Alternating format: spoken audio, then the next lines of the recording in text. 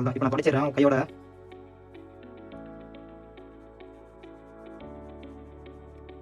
கையோட நான் துடைச்சிட்டேன். ஏன்னா உடனே துடைச்சிட்டோன்னா நம்மளுக்கு அதுக்கப்புறம் துடைக்கும் போது லைட்டாக துடைச்சாலே க்ளீன் ஆயிரும்.